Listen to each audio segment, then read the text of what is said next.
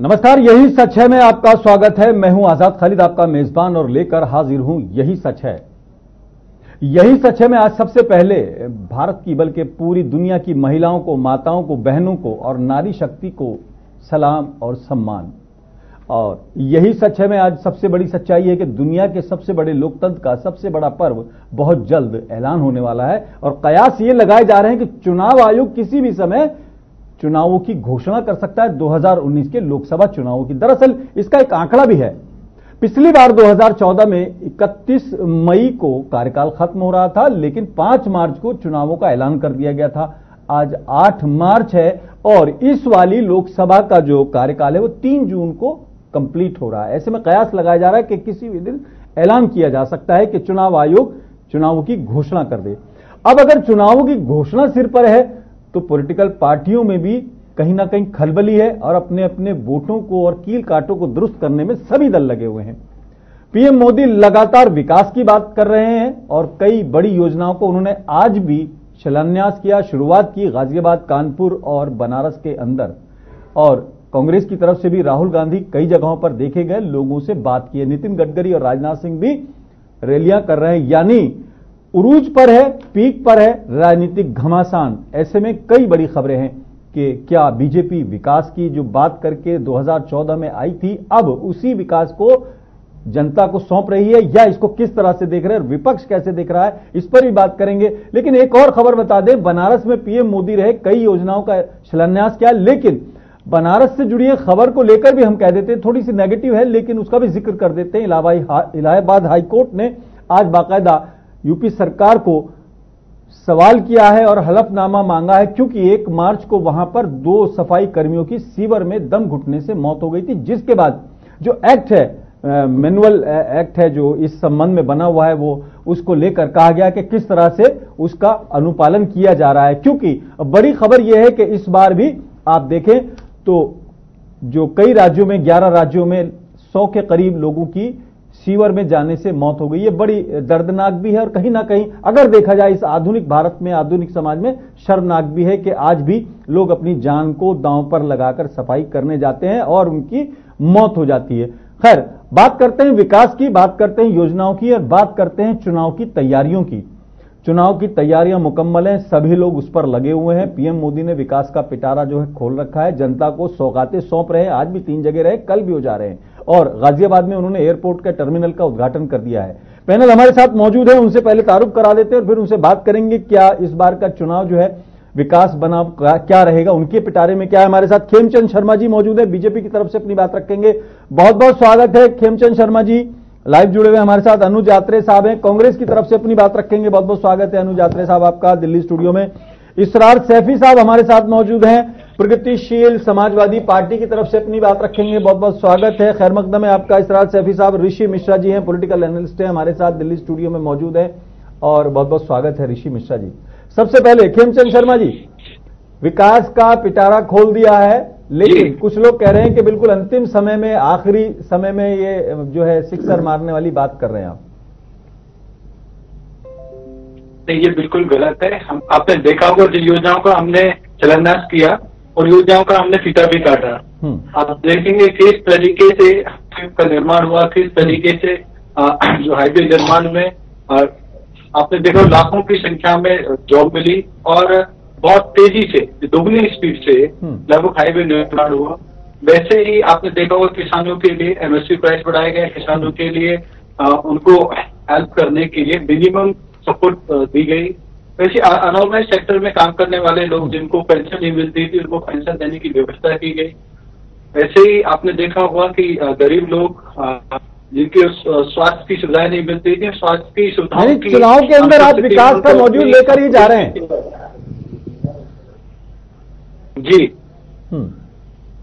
हम चुनावों के अंदर अपने काम को लेके जा रहे हैं, अपने विकास जो हमने वादा किया था और जिसकी हमने डिलीवरी की है उन्हीं चीजों को लेके जाएंगे। और विकास के आधार पे हम लोगों से वोट मांगने वाले हैं।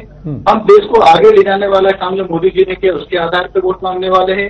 देश की इज्जत को जो मोदी जी ने पूरे विश्व में आगे बढ़ाया उसके आधार पे वोट मांगने वाले हैं। हम एक मजबूत सरकार हमने जो 5 साल चलाई और वैसी ही सरकार फिर से चलाने का वादा करके हम चुनाव में, यानी आपने जो वादा किया था वो किया है, उसी के नाम पर आप वोट मांगेंगे। अनुज यात्रे साहब, कितना सहमत हैं? ये विकास की बात कर रहे हैं, आपके पिटारे में क्या है? आप क्या करेंगे? सिर्फ आरोप लगाएंगे या आपके पास भी कुछ है?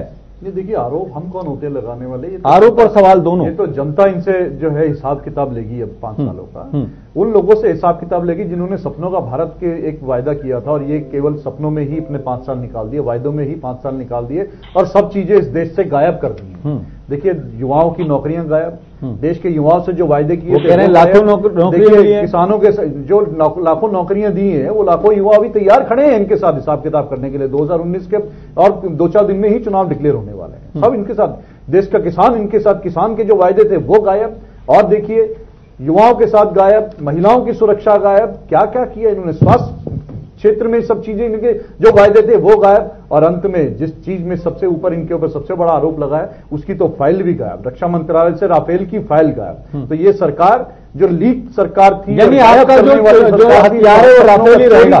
चोरी करने की जो सरकार थी उस चीज में ये सरकार ने सिद्ध कर दिया कि 5 साल बाद देश की जनता के सामने ये दिया है। तो हम लोग उस चीज के ऊपर जाएंगे, जनता के सामने जाएंगे। ये जो झूठे जुमले और जो झूठे वायदों की जो सरकार रही है, जो सपनों का जो सरकार जो इन्होंने सपनों में दिखाया था वो सपनों में ही रह गया है, वास्तविकता पर नहीं आया, धरातल पर नहीं दिखाया। तो जनता से उन चीजों के लिए बात की जाएगी और जनता उनसे उन चीजों का हिसाब किताब मांगेगी। हाँ, इस्ताद सैफी साहब, आपकी पार्टी के पास क्या है, आपके पिटारे में क्या है? क्योंकि वो कह रहे हैं हम विकास के लिए आए हैं, ये कह रहे हैं हम राफेल के लिए आए हैं, आप क्या लेकर आए हो? देखिए, हमारी पार्टी का खालिद जी, अभी पार्टी हमारी बने हुए लगभग 4 महीने होने वाले हैं। हमारे पास जब हम समाजवादी में थे, आपने देखा था कि हमने कितने विकास करवाए थे उत्तर प्रदेश के अंदर। और बीजेपी वाले तो बेमतलब की बात करते हैं। बीजेपी वालों ने कभी, मैं समझता हूँ कि 10 पैसे भर भी काम नहीं करवाया हमारे बराबर। हम विकास के साथ 4 महीने में वाले विकास, या पुराना वाला काम गिनवा रहे हैं?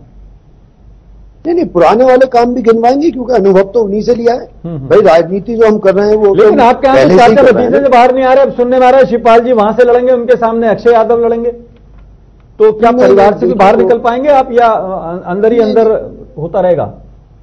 देखिए, ये एक अलग बात हो गई, चाचा भतीजों वाली बात हो गई। अभी आप यहाँ को आ जाए कि अभी वरुण गांधी जी हैं और राहुल गांधी जी हैं, ये भी आपस में रिश्तेदार हैं, वो अलग अलग पार्टियों से हैं। तो इसकी ये कोई एक एग्जाम्पल नहीं है आपका कि साहब वो ऐसे चाचा भतीजे लड़ना है एक अच्छी बात है, वो अपनी पार्टी से लड़ना है। राहुल गांधी और वरुण गांधी आमने सामने लड़ते नहीं है, मैं आपकी जानकारी नहीं लड़ते, नहीं लड़ते हैं, वो बात बिल्कुल सही है आपकी, वो बात बिल्कुल सही है। और ऐसी परिस्थिति आ जाती है और इन्होंने देख लिया है, अब वैसे भी हमारा समाजवादी से कोई मतलब नहीं रहा है, तो इसलिए हम उनसे मुकाबला करने के लिए तैयार हैं। ठीक है, लेकिन आपके पिटारे में क्या है, क्या लेकर आएंगे आप क्या जनता को क्या देंगे जो जनता आपको वोट देगी?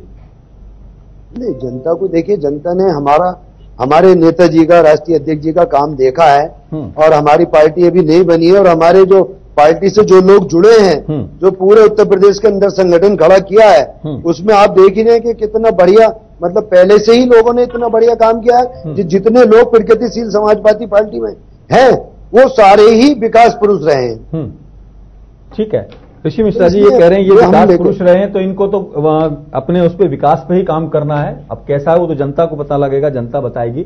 लेकिन हमारे अनुज आत्रे साहब कह रहे हैं कि इनके पास राफेल है, राफेल की मारक क्षमता के ऊपर ये जो रुके हुए। लेकिन खेमचंद शर्मा कह रहे हैं कि ये विकास के नाम पे जा रहे हैं। लेकिन वहीं बनारस में आज 2 बड़ी खबरें हुई हैं, वहां पर शिलान्यास भी हुआ है और हाई कोर्ट ने सवाल भी किया, हालांकि बहुत छोटा सवाल है।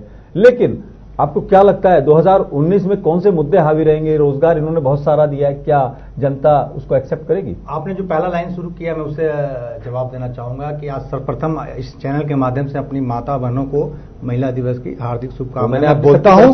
हाँ, मैं बोलता हूं और इसी चीज को मैं उठाता हूं, खासकर महिलाओं का भी अधिक। आप देखेंगे तो आप 1710 दिन मोदी जी का जो कार्यकाल आप लेंगे, उसमें मोदी जी ने 164 योजनाओं का उन्होंने उद्घाटन किया। उसमें सबसे ड्रीम प्रोजेक्ट मोदी जी का था बेटी पढ़ाओ और बेटी बचाओ। आप बेटी पढ़ाओ और बेटी बचाओ का हाल देखिए, डिकोड कीजिए खालिद जी, तो मैं देखता हूं कि 664 करोड़ आवंटित की गई थी राशि इस पे खर्च करने के लिए। और अब जब हम खर्च करने की मोदी जी की सरकार की प्रक्रिया को देखते हैं तो 56% यानी 364 करोड़ सिर्फ प्रचार पे खर्च कर दी जाती है और 25% जो है यानी 161 करोड़ सिर्फ जिला और राज्य में खर्च होती है। तो समझ सकते हैं कि प्रचार में 364 करोड़ खर्च होता है और धरातल पे यानी ग्रास रूट पे 161 करोड़ खर्च होता है और 19% राशि जो है वापस चली जाती है, सरकार खर्च नहीं कर पाती है। ये है मोदी जी का बेटी पढ़ाओ बेटी बचाओ का प्लान। अब मैं दूसरा एक पे ले लें जवाब इस वाले पे। खेमचंद जी, ये ऋषि मिश्रा तो आपके लिए तैयारी करके हैं, कैसे होगा? देखिए, ऋषि मिश्रा जी फिर से आज अनर्गल बातें कर रहे हैं। आपको समझना पड़ेगा, जो बेटी बचाओ बेटी पढ़ाओ योजना है उसमें एक अवेयरनेस कैंपेन चलाने की बात थी, उसमें एक जन जागरण करने की बात थी, समाज में इस बात की अवेयरनेस फैलाने की बात थी कि जो बेटियां हैं वो भी। अरे सर, बजट की बात कर रहा हूँ, जो मैं आंकड़ा रखा हूँ संसदीय कमेटी की बात, हमारी रिपोर्ट नहीं है, बेटी बचाओ बेटी पढ़ाओ हमें जनता में जन जागरण करना है। इसका मतलब ये हुआ कि अधिकतर वो प्रचार पे ही मजाक बना रखे हैं, अधिकतर पैसा कम नहीं किए जनता का मजाक बना रखे, 56% राशि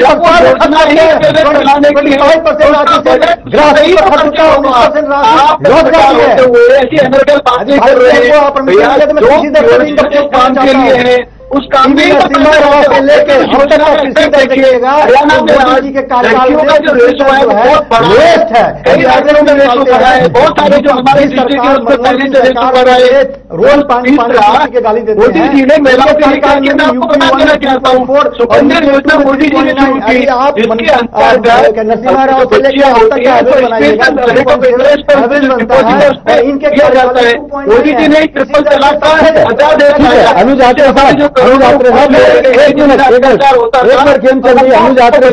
दिक्कत यह है कि लोकतंत्र की जो व्यवस्था है, जो हमने अब तक सीखा है या सुना है, वो ये है कि सत्ता को काम करना होता है और विपक्ष को सवाल उठाने होते हैं या अवेयर करना होता है या सरकार को समय समय पर आगाह करना होता है। आप सवाल तो करते हो, लेकिन जो सवाल ऋषि मिश्रा उठा रहे हैं वो आप नहीं उठा रहे हो, आप सिर्फ हवाई कर रहे हो। आपने आंकड़ों पे या कहीं जमीनी स्तर पे काम किया या नहीं किया?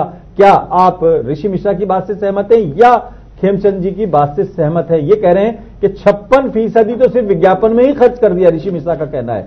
कैसे आप देखते हैं? देखिए, निश्चित तौर पर ऋषि जी सड़क पे आप क्यों नहीं उतरे? नहीं, सड़क पर हम तो कांग्रेस पार्टी तो लगातार 5 वर्षों में इनके खिलाफ सड़कों पर ही रही है। हम इनकी तरह जो है 5 स्टार कमरे में हमने कांग्रेस ने 5 स्टार दफ्तर नहीं बना दिया। 5 स्टार दफ्तर तो भारतीय जनता पार्टी ने बनाया। वायदा तो किया था इन्होंने राम मंदिर बनाने का, लेकिन भगवान राम तो इनके 5 साल में जो है चुनावी वायदों में रह गए, आज भी टाट में है, और इन्होंने अपना जो है 7 star hotel Bharatiya Janata party ने बना दिया। रही बात अगर आंकड़ों की बात करें तो थोड़ा सा आंकड़ा एक मैं भी दे देता हूं आजाद जी आपके सामने, कि जिस प्रकार से अगर पिछली सरकार और इस सरकार के कार्यप्रणाली पे हम फर्क करें, फर्क यह है कि कांग्रेस की सरकार काम करती थी, हम प्रचार नहीं करते थे। यह सरकार काम तो बहुत दूर है लेकिन प्रचार बहुत ज्यादा करती है। प्रचार तंत्र की ये सरकार और इनकी भाषण, इनका हमारा शासन है, उस तंत्र पे चलते हैं। अगर देखा जाए तो नौकरियों की जो बहुत बड़ा ये मुद्दा, जो बहुत बड़ा जो वायदा प्रधानमंत्री जी ने देश के युवाओं से किया था, 2 करोड़ नौकरी हम पर साल देंगे, उसकी वास्तविकता ये है कि इन्होंने जो है पूरे अपने 5 साल के कार्यकाल में 5 लाख नौकरियां नहीं दी है। जो 2 करोड़ नौकरियां 10 करोड़ नौकरियों का वायदा किया गया था। और अगर हम बात करें कि अगर एग्रीकल्चर एक्सपोर्ट की बात करें, जो हमारा देश जो है कृषि एक्सपोर्ट के ऊपर बहुत ज्यादा हम लोग अग्रणी थे, और हमारे मैं आपको बताऊं कि 2013 से 14 के बीच में 43 बिलियन डॉलर काम नहीं कर रहे, गुजरात के आज भी 2 विधायक टूट के बीजेपी में चले गए। 10 सेकंड सुनिए ना, मैं आपकी बात ही सुनो सर, आपके पास ही जा रहा हूं। विधायक 2 बीजेपी में चले गए कांग्रेस के टूटकर गुजरात से, ये आपके लिए अच्छी खबर है या कैसी खबर है? अलार्मिंग है। देखिए, ये तो भारतीय जनता पार्टी की कार्यप्रणाली है कि जिस प्रकार से ये किसी भी तरीके से इनके पास अपने नेताओं के पास इनको भरोसा नहीं है, तो इसीलिए दूसरी पार्टियों से नेताओं को ये है तोड़ करके लाते हैं, धन के बल पे या अपना ताकत के बल पे या किसी भी सत्ता का लालच दिखा करके लोगों को इंपोर्ट कर रहे हैं अपने, और उसी के दम पे ये चुनाव लड़ना चाहते हैं। अगर हम पूछते हैं इनसे, मैं पूछना चाह रहा था, मेरी बात यहाँ में रह गई, जो ये अन्नदाता और किसान की बात करते हैं, हम पूछना चाहते हैं कि हमारे देश का कृषि एक्सपोर्ट क्यों गिरा? खेमचंद जी, जो $43 बिलियन जो एक्सपोर्ट था यूपीए सरकार में, आपकी सरकार में 43 से 33 बिलियन क्यों आ गया? ये बताइए, क्यों आपने एक्सपोर्ट कर दिया और आपने इंपोर्ट बढ़ा दिया? जो आपने चीनी का इंपोर्ट और चीजों का पाकिस्तान से आपने इंपोर्ट बढ़ा। एक टेक में जरा अपने इसरार सैफी साहब से ले लूं। इसरार साहब, आपकी पार्टी को भी भले ही 4 महीने हुए, लेकिन छोटा ही विपक्ष हो, लेकिन छोटा विपक्ष भी काम तो करेगा। वो एक मिसाल मैंने सुनी थी, हालांकि वो सच है झूठे मुझ पर नहीं जाना चाहता। आग लग रही थी कहीं बहुत भयंकर, एक छोटी सी चिड़िया जो है वो पानी ला के डाल रही थी अपनी चोंच से। लोगों ने उसे कहा था तुम क्या कर रहे हो? बोले मैं कोशिश कर रही हूं कम से कम जो मेरे जितना विसात है, जितनी मेरी हिम्मत है उतना करूं। आपकी पार्टी हो सकता है आपको लगता हो 4 ही महीने पहले आई है, लेकिन विपक्ष के तौर पर आपका कितना होमवर्क है, या घर में ही उलझे रहेंगे?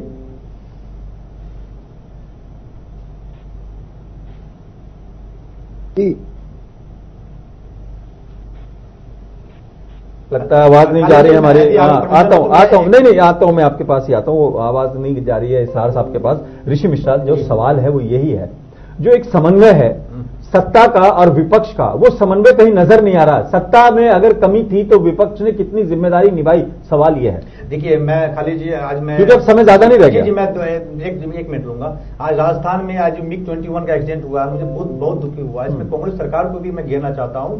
1990 के बाद आपने एक भी फाइटर प्लेन नहीं खरीदा। आज जो MiG-21 63 में 65 में आप लेके आए, उसको भी आज तक यूज कर रहे हैं। श्रीलंका ने प्रतिबंध लगा दिया MiG-21 में, MiG-21 पे अफगानिस्तान ने रोक लगा दिया। और आज 15 साल पुरानी जो सुप्रीम कोर्ट ने मना कर दिया, डीजल को बैन कर दिया।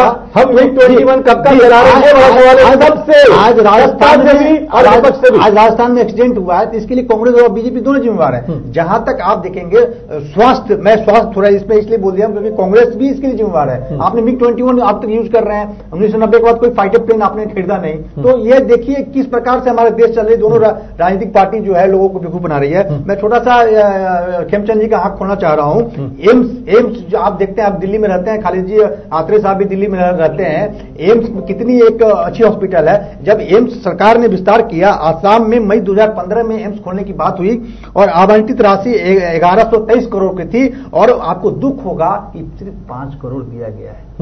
5 करोड़ दिया गया है 2015 में एम्स आवंटित होती है, 5 करोड़ दिया गया। मैं रुक जाऊं, नहीं एक सवाल मैं एक जगह और सारे आप अब जम्मू में नवंबर 2017 में एम्स की स्थापना होती है, 1630 करोड़ आवंटित होती है, अभी तक 0 करोड़ दिया गया है। ठीक है, डेवलपमेंट। खेमचंद जी क्या मजाक बना रखे हैं? विकास के नाम पर नारेबाजी हुई।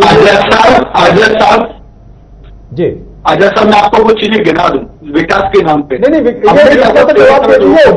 हुआ वो तो बता देंगे। उनके थ्रू हमने उनको इंटरप्रीनियर बनाया। मैं आपको तो स्वास्थ्य का भी बताता हूँ। योजना हम लेके आए 10 करोड़ परवाह, इन 2 सवालों पे भी आ रहा हूँ। हमारे शासन में जो एम्स की संख्या बढ़ाई गई, हर क्षेत्र में भारत के हर एक ग्राउंड लेवल पे एम्स के क्या हाल है? आसाम में 15 में होता है,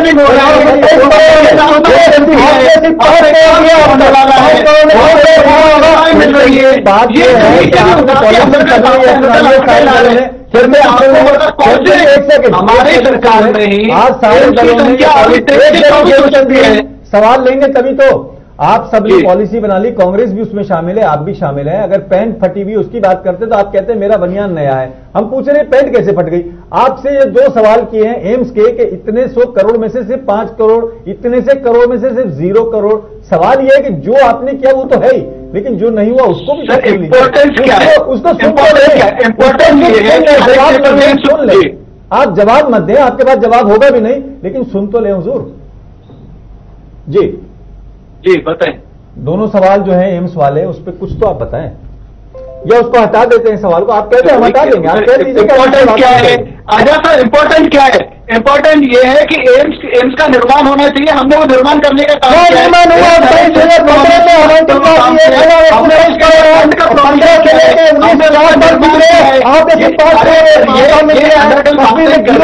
है। हमने हमारी सरकार में गंभीरता से लेके देश के कोने कोने तक एम्स इतने दे दूं, लेकिन आप भी तो चुप बैठे हैं।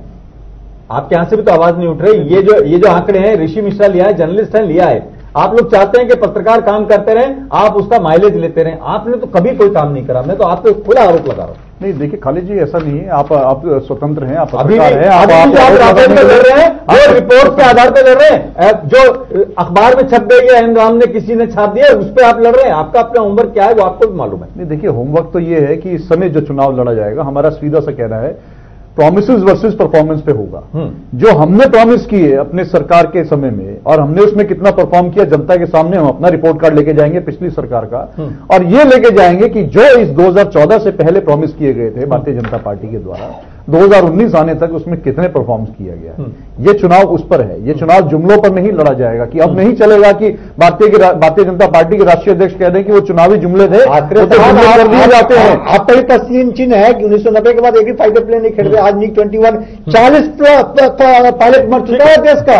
MiG 21 उड़ाते हुए 40 पायलट मर चुका है देश के भारत मां के सपूत। 40 पायलट मर चुका है। आपने एक भी फाइटर प्लेन नहीं खरीदा, न आपने खरीदा, न बीजेपी वाले ने खरीदा, न संयुक्त मोर्चा की सरकार ने खरीदा। आप तो जनता से मजाक कर रहे हैं आप लोग। सुन लीजिए मेरी बात, कोई बात नहीं। आपका देखिए, आपका नाराजगी जायज है। आप एक देशवासी होने के नाते निश्चित तौर पे मेरे भी सीने में उबाल आता है, जब हमें भी दुख होता है, जब हमें पता चलता है कि कोई हमारा जो आज फौजी जो है लड़ाकू जहाज के एक्सीडेंट होने की वजह से क्रैश हो गया। निश्चित तौर पे ये एक दुख की खबर है, लेकिन आप उस चीज को भी नहीं नकार सकते कि अगर आज हमारी विश्व की सबसे बड़ी तीसरे नंबर की अगर हमारी सेना है तो वो कांग्रेस पार्टी की देन है, वो 2014 से पहले की देन है। 2014 के बेटे उसमें शामिल। सुन लीजिए मेरी बात। फिर आपने कैसे कह दिया कांग्रेसियों की सेना को भी आप राजनीति में ले जाते हैं। सेना को राजनीति में ले जाते हैं, सेना को तो राजनीति ये करते हैं, सेना के दम पर तो पोस्टर ये लगाते हैं, सेना के नाम पर तो वोट ये मांगते हैं, सेना के नाम पर तो रैलियां ये करते हैं। लीजिए, मैं स्वच्छ भारत पे कुछ बोलना चाहता हूँ। अभी चलेंगे, पहले इनको ले लेते हैं जरा। हाँ आत्रे साहब, आप जो सेना को कह रहे हो कि तीसरे नंबर की सबसे बड़ी सेना है, तो कांग्रेस की देन है? निश्चित तौर पे कांग्रेस की देन है। ये बता दीजिए क्या 2014 के बाद, मतलब 2014 से पहले ये सेना हमारी विश्व में तीसरे नंबर की सेना होती है। आज हम अपने पड़ोसी पाकिस्तान से अगर हम कंपेयर करें तो हम पाकिस्तान से 6 गुना 7 गुना हर चीज में मजबूत है। हमें पाकिस्तान आजादी हुए थे। चलाना बंद कर दिया। सुन लीजिए मेरी बात। MiG 21 श्रीलंका जैसे छोटे देश आपके सामने कुछ बंद कर दिया। देखिए MiG के साथ साथ हम लोग और भी चीजों में हम लोग इक्विप्ड हुए हैं। हमारे पास बहुत से हथियार ऐसे आए हैं, हम लोग आए हैं, हम लोग इंटरनेशनल लेवल पे हम लोग फुट के लिए हमने डिफेंस। ऐसा नहीं है कि अगर हमारे पास सैनिक पुराने हैं तो हमारी एयरफोर्स के पास या हमारी मिलिट्री के पास या हमारी नेवी के पास और हम जो है आज की डेट में अपडेटेड नहीं है। आप कि आपकी सरकार ने क्या दिया। आज हमारी मजबूत सेना देश को जो है सशक्त करने के लिए सेना जो है 2014 से पहले इन 70 सालों में सेना को मजबूत कांग्रेस पार्टी ने पहले जो है ना। हमारे साथ सैफी साहब जुड़े हुए हैं, इसरार साहब आपको आवाज मिल रही है? इसरार सैफी साहब आपको आवाज मिल रही है? जी बिल्कुल आ रही। वो बात ये हो रही थी कि आप भले ही छोटी पार्टी हैं, 4 महीने अभी आपको हुए, लेकिन ये 2 जो बड़ी पार्टियां हैं इसमें छोटी पार्टी का क्या रोल रहेगा? इनको तो प्रियंका गांधी टाइम ही नहीं दे रहे। देखिए हमारी पार्टी नई जरूर है पर छोटी नहीं है। मैं छोटी नहीं कहूंगा, बहुत बड़ी पार्टी है वो है। नहीं प्रियंका गांधी से शिवपाल यादव की बातचीत पार्टी भले ही नहीं है पर पार्टी हमारी बड़ी है। पार्टी बड़ी है क्योंकि हमारी पार्टी ने बड़ी पार्टी के। नहीं आप बता दीजिए, आप बता दीजिए। मैं तो आपकी बात को स्वीकार नहीं बता तो दिए, तैयारी क्या है? मैं तो मान लिया आपकी बात को, बहुत बड़ी पार्टी, अब तैयारी बता दीजिए। मेरे सवाल पे आइए। नहीं पूरी तैयारी है हमारी, ऐसा नहीं। और आज भी आप ये बता रहे थे कि यहाँ से जो है आप घर में ही बैठे रह जाएंगे। आप देखिए रोडों पे अभी अब सबसे ज्यादा जो बाहर निकले हुए उत्तर प्रदेश के अंदर वो हमारी प्रगतिशील समाजवादी पार्टी निकल हुई है। इतने आगे निकल के सबसे ज्यादा लोगों को। जी मैं कह रहा हूं बहुत आगे निकल गए, दिख नहीं रहे। नहीं दिख कैसे नहीं रहा? आप देखो अबे आप बाहर निकल के देखें, कांग्रेस वाले बाहर निकल के देखें, आप देख लीजिए बीजेपी वाले बाहर निकल के देखें। सैफी साहब आपको गठबंधन के लिए प्रियंका गांधी टाइम नहीं दे रही है। शिवपाल यादव ने बात किया टेलीफोन पे और आप कह रहे हैं कि मैं सबसे बड़ी पार्टी हूं। आपने एक चुनाव भी नहीं लड़ा अब तक। चुनाव लड़ने के बाद हम अपने शब्द वापिस लेते हैं, नई भी है और बड़ी भी है।